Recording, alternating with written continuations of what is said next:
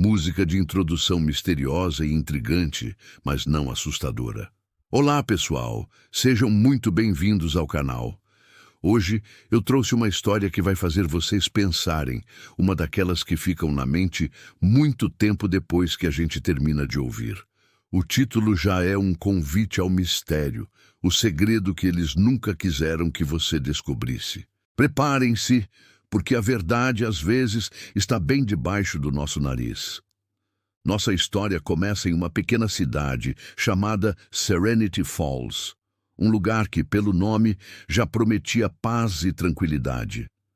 E por muitos anos, foi exatamente isso que Serenity Falls ofereceu aos seus moradores. Casas coloridas, ruas arborizadas, crianças brincando na praça central. Era o tipo de lugar onde todo mundo se conhecia e as portas nunca eram trancadas.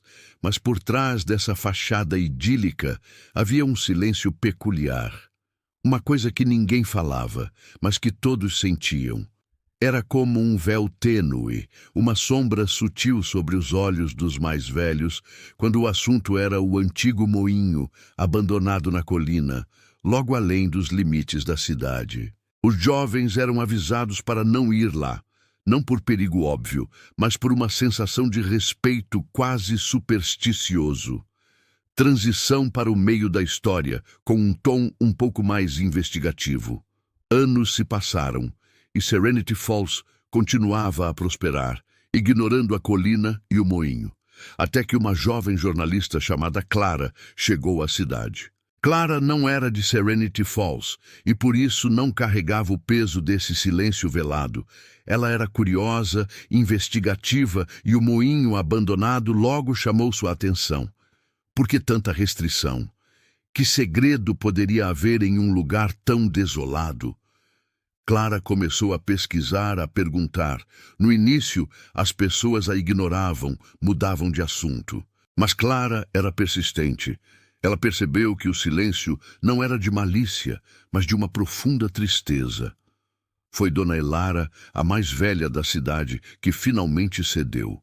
Com os olhos marejados, ela contou a Clara que o moinho não era um lugar de medo, mas de perda. Aprofundando no segredo, tom mais emocionante.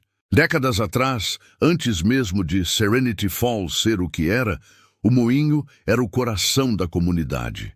Era ali que todos se reuniam, onde sonhos eram compartilhados. Mas um inverno particularmente rigoroso trouxe uma doença inesperada, que se espalhou rapidamente.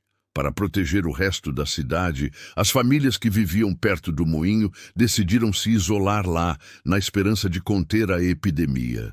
Eles se sacrificaram para que o resto de Serenity Falls pudesse sobreviver. Eles não queriam que as futuras gerações esquecessem o sacrifício, mas também não queriam que a memória fosse um fardo de tristeza.